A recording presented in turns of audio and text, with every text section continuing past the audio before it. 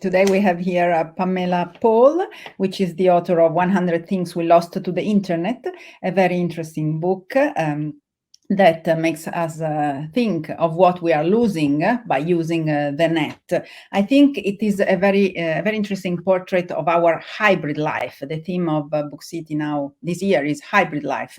And because we are actually living a hybrid life, because many things are becoming digital more and more quickly, and other things are still remaining analog. And to be able to live well in this environment, we need to be a little amphibian, to be able to be comfortable either in the online and the offline. And I think this book is really very helpful to teach us to be amphibian, because it makes us think of what we are losing, and so be very aware of what we are losing and why we need to lose it. Maybe we could not lose it, actually. And also, by thinking about what we are losing, also thinking about what we are gaining, okay? Because it's not only something that we are, actually, it's not only negative, it's also something that we are gaining. And so I'm really very happy to be here with Pamela Paul and be able to talk about this book. And I have a first question, which is, which of the 100 things we lost do you regret most? Well, first of all, let me just say thank you for having me here. And I wish that I was actually in Milan, a city I haven't been to since the year 2000, I think. No, 2010. But the advantage of hybrid life is that I really couldn't fly to Milano now if I wanted to. So this is an advantage that I can be with you here virtually. And I would say that, God, there are so many things that I miss. Each of the 100 chapters is sort of one thing that's been lost. Again, as you said, not all of them negative. So hard to name one, but I will, because I have several that are things that I miss the most. But since we're touching on the idea of traveling, I will say this. I really miss the fact that when you used to travel, you could 100% immerse yourself in where you were at any given moment. So that if you flew from Milan, say, to Iceland, you didn't get any messages from work, from home, from anyone there. You were really disconnected. And even in the city, let's say if you were in Reykjavik and you're walking around, you don't automatically have access to, let me Google which restaurants have vegan items or whatever it might be. You actually had to walk and explore and look at menus to see where you might eat dinner and where might cater to whatever your dietary need was. And while that could be onerous in certain ways, and it's a little bit more work, it also really situates you in the here and now, both physically and psychologically. And I do find that it's very hard to go somewhere and feel 100% present. I am not someone who is able to summon up a kind of Zen meditative state at any given moment and I be in the moment.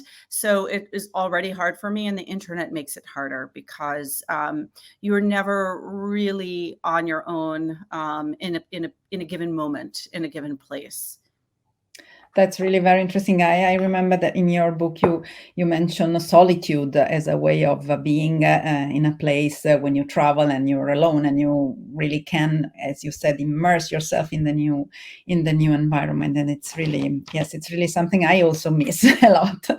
And I have and what is that you consider most relevant among the things we gained in this passage from... Oh gosh, okay, forcing me to find the positive, accentuate the positive. I do think that the recent pandemic, which you all obviously experienced in a very intense way in Italy, really before many others in the Western world did, I think it would have been intolerable without the internet, honestly. I mean, I guess we would have lived, but even if you think about access to updated health information that you were able to get on the internet, but also just to be connected with your loved ones. If you were able to work remotely, that could mean the difference between, financial stability and being completely broke.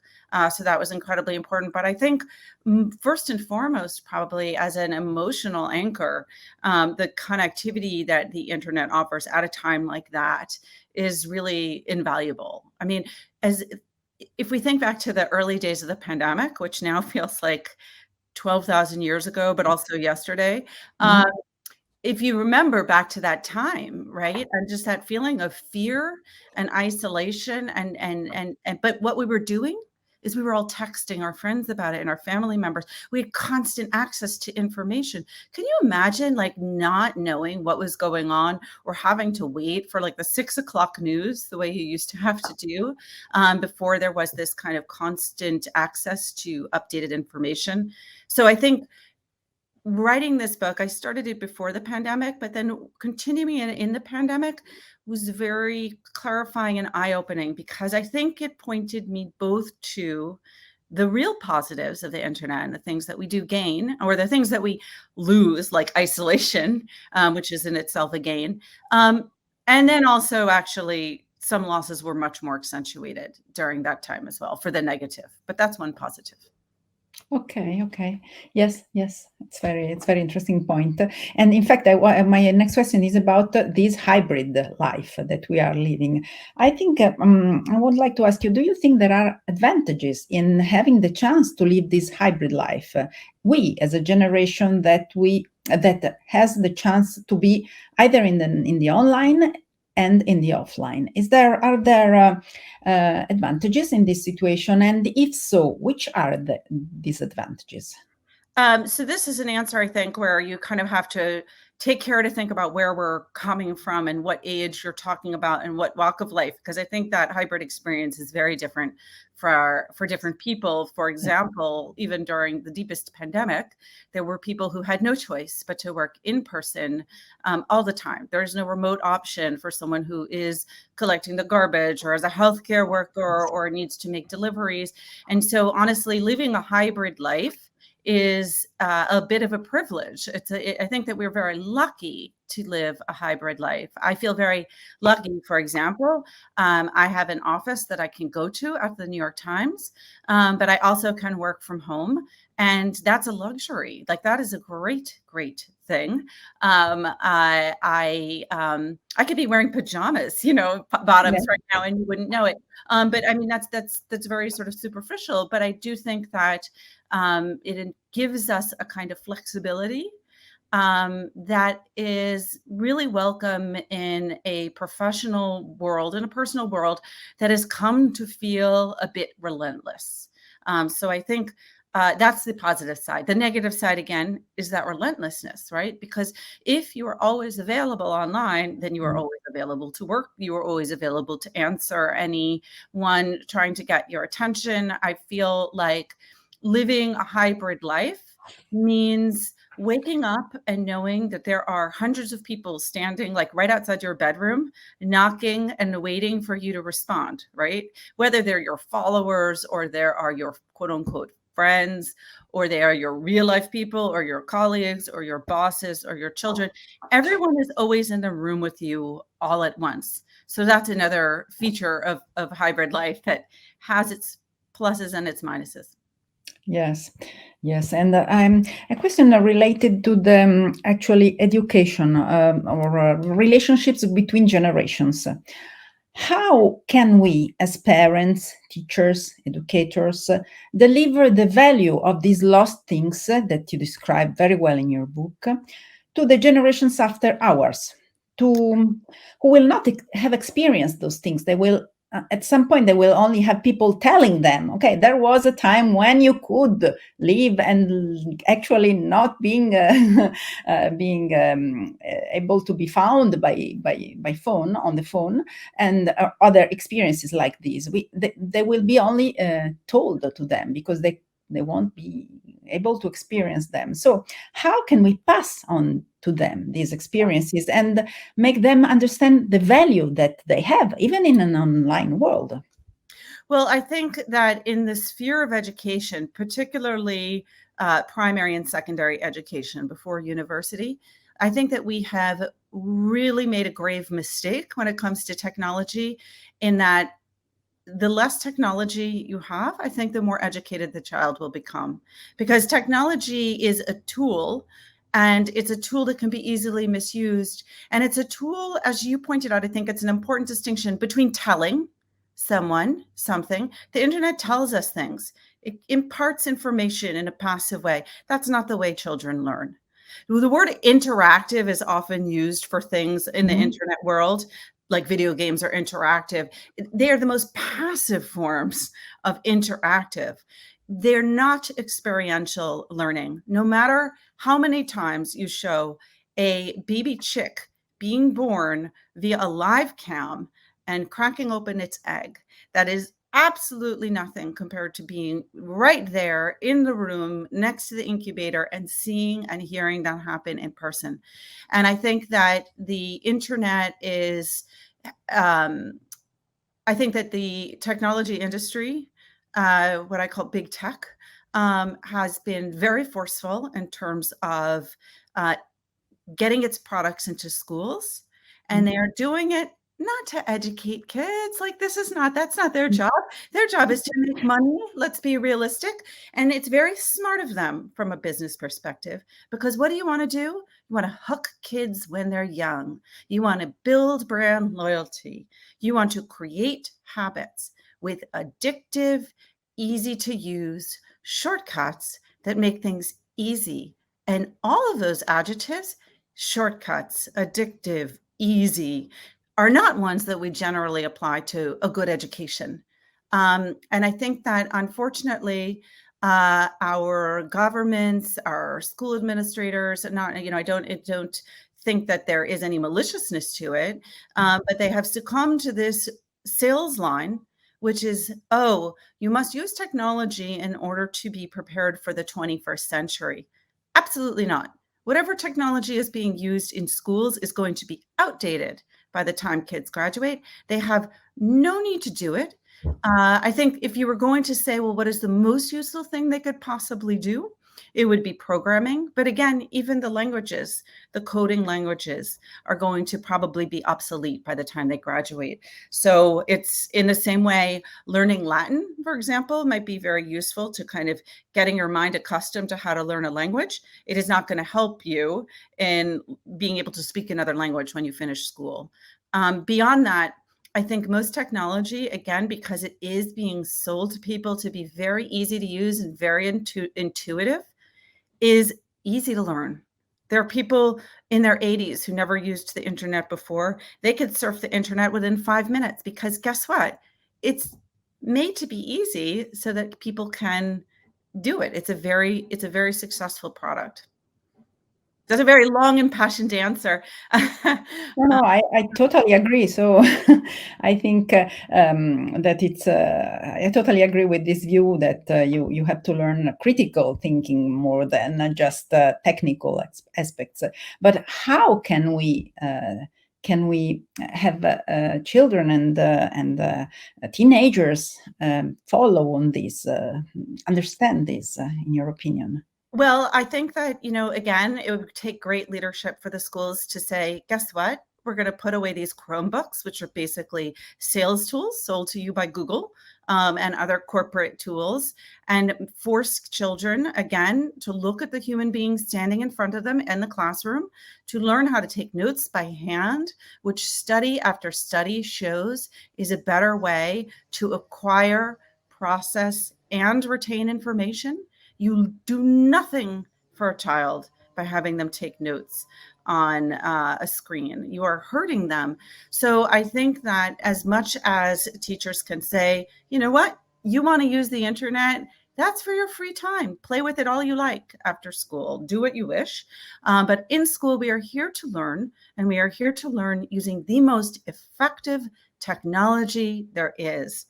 And that technology is human speech and communication the written word and a pen and a piece of paper. And so I do think that it would take real leadership and strong ideas to stand up to this industry in the same way that, not so long ago, schools in America at least stood up to big corporations like Coca-Cola and said, no, we are not going to have soda sold in our schools to our children. It's not good for them.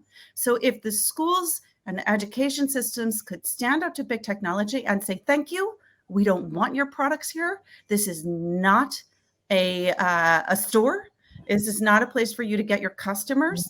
So please keep it out so that we can focus here on education. And as for 21st century skills, yes, technology is one of those tools that you can use in the 21st century. We all know that. Again, super easy to learn, really easy. So don't worry about it until you're out of college if need be. But there are many other 21st century skills like saving the planet, like elder care for an aging population. If you say, oh, we want to teach 21st century skills in school, well, then why not teach caregiving? Because health and elder care and all the sort of caregiving and sort of service industries are ones that are desperately in need of people, entering them. So again, it's I think a very convenient but narrow way of seeing the world. Not really the subject of my book entirely. But it's very related. Yes, but related for sure. I mean, one of the things I wanted to do in the book is I think there are lots of us who are concerned about the future of technology, and we worry about it and sort of talk about, like, where are we going with this? Where are we going for this? And I wanted to, in this book, sort of pause for a minute and say, wait a minute, in addition to worrying about what's coming next, let's remember what we just experienced, what we just lost, because I think one of the things we lose to the internet is our memory, and we've kind of forgotten what are these things that we used to do before you could, Google map everything. How did we used to get where we wanted to go?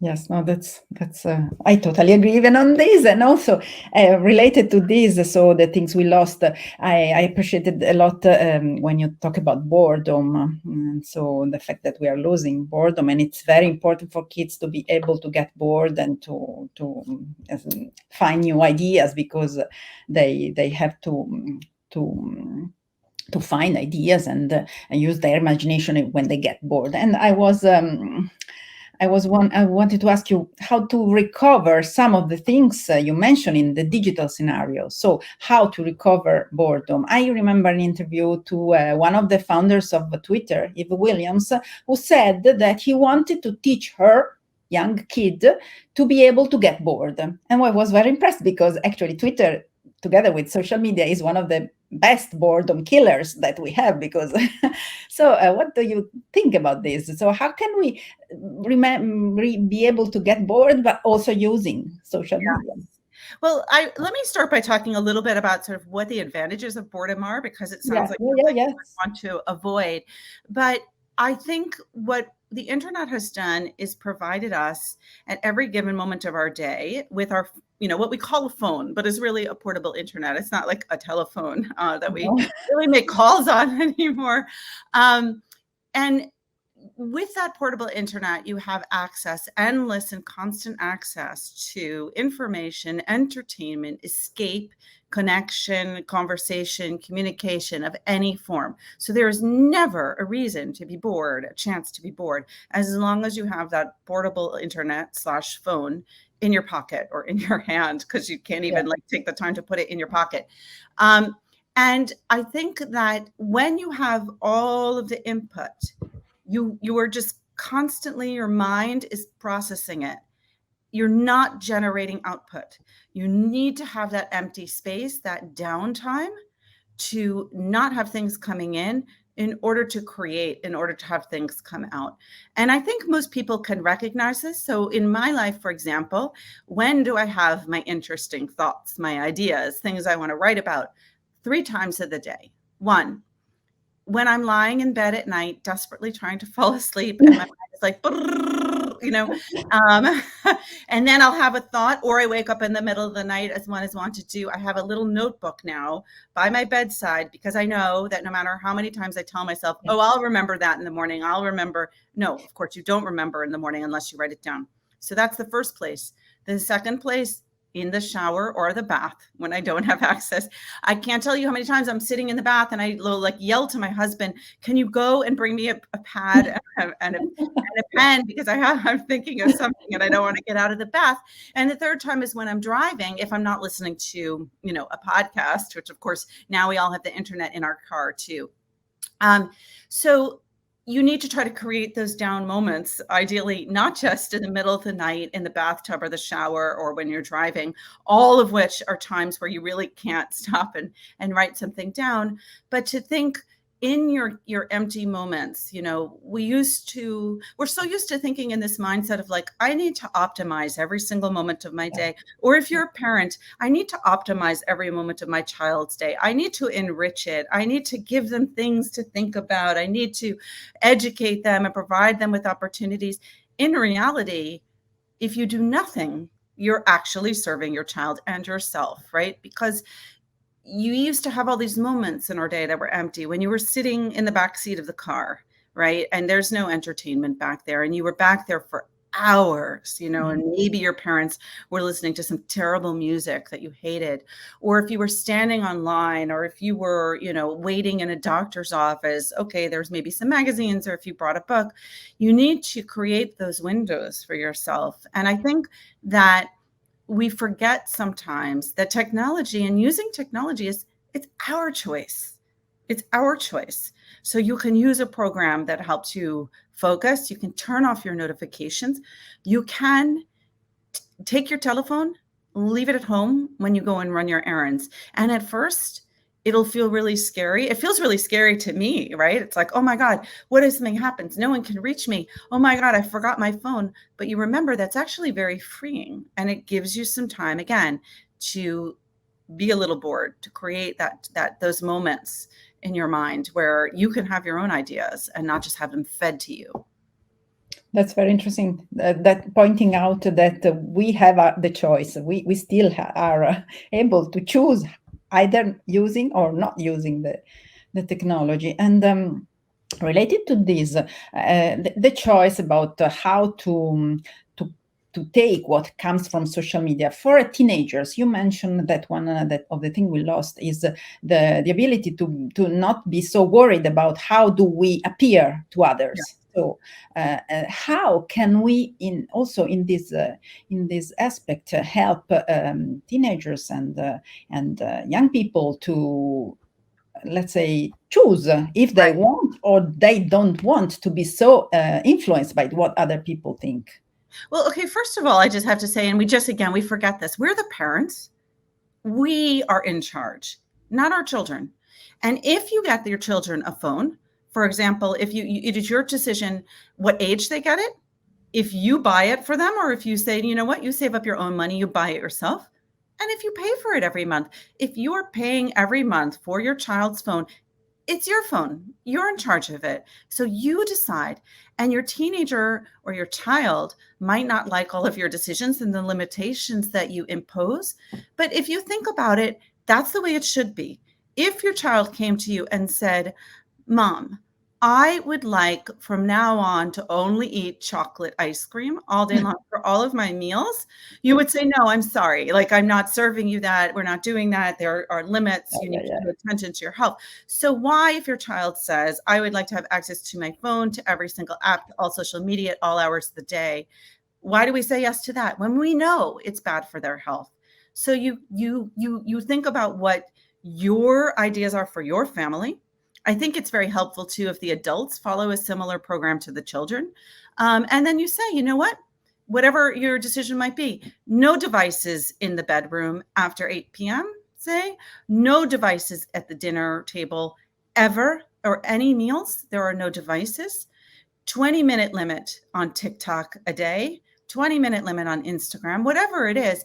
I mean, also, and again, people forget this, there are family plans on these phones. So you can put the app controls on there. It's on the parents. And I think we somehow relinquish that control. And it gets back to that marketing message from technology that we think that we're holding our kids back. We're helping them. And I think, when my kids, for example, didn't get phones until much later, and they felt very deprived, I felt like saying, look at the Syrian refugees who are desperately trying to, survive, get to a place where they can eat and feel safe and not have their lives threatened. I think that if this is your cross to bear, if this is your difficult thing that you have to grapple with, you're okay. Put it a little bit in perspective. This is deprivation. Maybe even if it's terrible, it'll make you stronger, Okay, that's very interesting. Sorry, being a parent. I have two last questions. Okay, I would have more questions, but I think I will concentrate on these last two. One is there an area of our lives that technologies have not yet affected, and therefore that we can try to defend from now on? That's a very good question. I really don't think there is, honestly, because even when you think like, oh, well, what about inside? Well, clearly it's completely colonized our brains. But I also actually think, our bodies as well. And I mean that quite literally. Like people are going to have all kinds of, issues that with their hands from like constantly trying to type on a little phone. You have physical therapists and doctors saying that kids are developing stoops from leaning over and looking at their technology. So I feel like they're inside our bodies, they're inside our brains. And I don't know that there necessarily is an area and that the internet hasn't touched. But and make it a little bit more optimistic. I think that we do forget this is a consumer decision. It's a purchasing decision. It's a usage decision. We have all developed a habit. So it's a bit like smoking or, overeating or whatever. It does require some self-control, but it is within our power to decide how much of this we want. Yes, that's a very good perspective, I think, to live in this hybrid environment. And my very okay, now I have time for another question. Have we surrendered to the internet? And so do you think we are kind of different people from before, or we will be at a saturation point and we will go back to some? I think that no, I don't think that when we say we will go back, we are at the saturation point. I don't think societally we necessarily will. I think it's going to be individual, although I do think that Europe has been very proactive in terms of sort of putting a stop on certain things, like being able to have more control of your personal data that we don't have. So I do think that there are ways in which governments can exert a little more control, more strongly regulate these companies that, at first the governments basically sort of threw up their hands and said, oh, do what you will, you're going to help us. It's a very naive attitude. I think that the next generation is changed. The digital generation is changed. And I think that we're beginning to reckon with a lot of the unfortunate events. When you talk about the skyrocketing rates of mental illness and anxiety among adolescents, and you think, oh, I wonder what that could be, Well, let's think about what it is they're doing for hours and hours and hours a day. And also, what they're not doing, what they're now not doing that we all did, right? What they're not doing is walking out the front door. Their parents don't know where they are. They're out on their own. They're developing a sense of self, of responsibility, of independence, of choice. They are seeing their friends in person. I mean, it's very striking. If you are the parent of children, or if you just look around and you say, like, where are all the teenagers? They are often socializing in their bedroom alone because Yeah. they're online. So they don't go out to see people. They're not interacting with other human beings. And when they are together, they're so habituated to technology that you'll see them all sitting around a circle with their phones. Look at the phone. You know, the most of the interaction is like, let's look at this screen together. So I do think that it has changed us. And I think that if we want to reclaim some of ourselves, the more humanity, that's going to be on us as individuals, and then also hopefully on government, schools, institutions to basically regulate and say no to the business side. Yes. My very last question is, since you wrote the book, is there 101st thing that we lost in the meantime? You know what? It started off as something like 300 things, and I had to narrow it down. So, you know, each chapter in the book, 100 things, is a lost thing, but really it's like 3 or 4 different things in each chapter. I think that there's always, you know, more things that we stand to lose. Yeah, I think I packed a lot in there. It was very hard. Nothing new from them. Off the top of my head, I can't think of anything, but it's because, as I said, I tried to squeeze so much into this book. I snuck in more than 100 is what I guess I would maybe say. more. So it's up to our readers, to us readers, to find other things. If you find other ones, please email me and let me know. Sure. Thanks a lot, Pamela. It has been really a very nice chat with you, and I hope that a lot of people will find a way to read the book, because it's very interesting to make a reflection about our hybrid life. So thanks very much. Thank you for having me.